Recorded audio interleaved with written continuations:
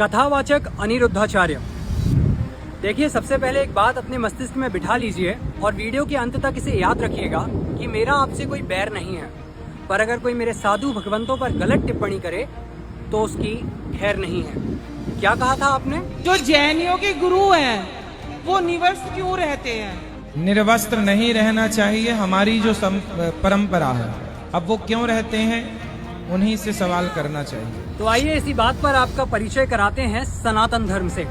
ऋग्वेद में एक श्लोक आता है, ओम नग्नम सुधीरम दिग्वाससम ब्रह्म गर्भम सनातनम मुपेति वीरम पुरुष मरहंत मादित्य वर्णम तमसः पुरस्तात् स्वाहा, जिसका अर्थ होता है कि मैं धीर, वीर, गंभीर, सनातन, दिगंबर और ब्रह्म रूप आदित्य वर्ण वाले अरिहंत परमात्मा की शरण को प्राप्त होता हूँ। एक मिनट, और क्या कहा था आपने? वस्त्र होकर के हमारे यहाँ स्नान किया था गोपियों ने, तो भगवान ने वस्त्र चुराकर ये प्रेरणा दी कि आपको निर्वस्त्र नहीं रहना चाहिए। अच्छा, आप जिन श्री कृष्ण की बाल क्रीड़ाओं का अर्थ का अनर्थ करके प्रस्तुत कर रहे हैं, उन श्री कृष्ण ने अपनी परिपक्व ज्ञान की अवस्था में यानी कि महाभारत में कहा, आरोहस्व रथम पार्थम गांडीवम करे कुरु निर्जिता मेदिनी मन्ये निर्ग्रंथा यदि सन्मुखे, यानी कि हे अर्जुन, अपने हाथों में धनुष लो और रथ पर सवार हो जाओ, क्योंकि मैं जानता हूँ कि जिसके समक्ष निर्ग्रंथ साधु दिगंबर साधु चले आ रहे हैं वह कभी हार नहीं सकता, उसकी जीत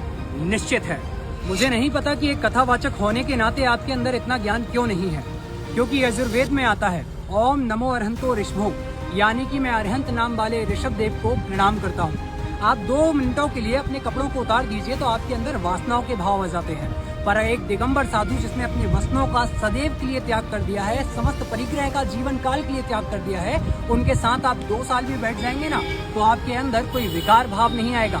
यह ताकत होती है एक निर्ग्रंथ दिगंबर अवस्था की। इसलिए तो आपके ही कुल के एक बड़े भाई ने कहा है, जैन धर्म के मुनियों की तपस्या पूरे विश्व के लिए शोध का विषय बनी। आपके दक्षिणामूर्ति सहस्त्रनाम ग्रंथ में लिखा हुआ है, शिववाच जैन मार्ग रतो जैनो जित क्रोधो जितामया, यानी कि जैन मार्ग में रति करने वाले जैनी क्रोध को और रोग को जीतने वाले होते हैं, और यह कहने वाले स्वयं शिव जी हैं। तो मुझे ऐसा लगता है कि चलो ठीक है, आपको हमारे शास्त्रों का ज्ञान नहीं होगा, पर अपने शास्त्रों का तो ज्ञान होना चाहिए ना आदरणीय। जिन महातपस्वी निर्ग्रंथ दिगंबर साधुओं की चर्या पर आपने एक प्रश्न चिन्ह खड़ा कर दिया, उनकी साधना का 1 घंटा आपकी जिंदगी भर की साधना, तपस्या और त्याग पर हावी है। क्या आपको पता है, जब कभी हम मुनि भगवंतों के कक्ष में जाते हैं तो निस्सही बोलते हैं और आते हैं तो असही बोलते हैं। उसका उद्देश्य होता है कि आपके चरणों में कई रिद्धियां, सिद्धियां और देवतागण बैठे हुए होते हैं, कहीं उनको हमारे कारण कष्ट ना हो जाए, क्योंकि वे तो अदृश्य हैं, इसलिए हम उनसे हटने के लिए प्रार्थना कर रहे हैं। आपका एक नगर पुराण है, उसमें आता है, 10 भोर जितेर विप्रे यत फलम जायते कृते मुने अरहत सुभक्तस्य तत्फलम जायते कलौ, यानी कि सतयुग में 10 ब्राह्मणों को भोजन कराने का जो फल प्राप्त होता था, कल युग में वही फल एक दिगंबर जैन मुनि को आहार कराने से प्राप्त होता है। मैं ये सारी चीजें आपको इसलिए नहीं बता रहा हूँ कि मेरे अंदर ज्ञान अधिक है, बल्कि इसलिए बता रहा हूँ कि ऐसी गलती आपसे पुनः ना हो। भागवत के 5वें स्कंद के अध्याय 2 से 6 तक भगवान ऋषभ देव का स्तुति परक वर्णन है, पर आपको यह नहीं पता होगा। उसका कारण है, कथा वाचन अगर धर्म ही रहे तो बहुत अच्छा है, परंतु धंधे के मार्ग में अगर थोड़ा सा भी खिसक गया तो हम मूल को छोड़ करके यहाँ वहाँ उलझ जाते हैं। आदरणीय अनिरुद्धाचार्य जी, मेरा उद्देश्य आपको आहत करना या फिर आपका उपहास उड़ाना नहीं है। बहुत सारी वीडियो क्लिप्स थी जो मैं देख रहा था, जिनको यहाँ पर अगर मैं ऐड कर दूंगा तो आपका मजाक भी बनेगा और बहुत सारी चीजें विपरीत भी जाएंगी, पर मेरा उद्देश्य तो सिर्फ इतना सा है कि जब एक पिता को कुछ कहा जाता है तो उसका पुत्र शांत नहीं रह सकता, और यदि वह शांत रहता है तो वह कायर है। तो फिर तो आपने मेरे माता पिता से बढ़ करके मेरे धर्म के लिए कुछ कहा है, और मैं अपने राष्ट्र और अपने धर्म से आगे किसी को नहीं मानता। तो बस इतना सा निवेदन है आपसे कि हमारे मुनि भगवंतों के विषय में जो टिप्पणी आपने की है, उसके बदले में आप वैसे ही खुली मंच से लाखों भक्तों के बीच में क्षमा मांगे, क्योंकि त्रुटि हुई है तो क्षमा मांगना चाहिए।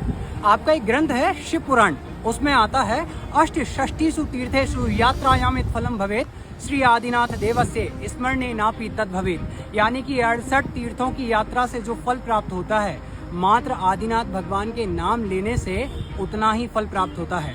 यह इसलिए बता रहा हूँ क्योंकि जिनके विषय में आप गलती करने जा रहे थे वह कोई सामान्य नहीं है। आशा करते हैं आप समझेंगे। आदरणीय अनिरुद्धाचार्य जी, आप एक बड़े प्रसिद्ध और प्रतिष्ठित कथावाचक हैं, तो आपसे निवेदन है कि आपकी कथा के माध्यम से लोगों के मस्तिष्कों में, भोले भाले सीधे साधे लोगों के दिमागों में ऐसी कोई भी चीज ना जाए जो कि उनमें मिथ्या पथ का पोषण करे या फिर किसी और के प्रति बैर उत्पन्न करे। हम आशा करते हैं आप समझेंगे, क्योंकि आप समझदार हैं, ये बहुत अच्छी चीज है, पर हमें ना समझ ना समझें ये और भी अच्छी चीज है। क्षमा हमारा धर्म है, हम महावीर की संतानें हैं, हम क्षमा अवश्य करेंगे, पर आपको क्षमा जल्द ही मांगनी होगी।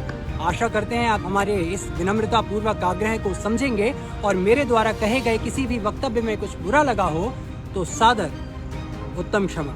सादर जय जिनेन्द्र। वीतरागी सर्वज्ञ केवली भगवान श्री राम की जय।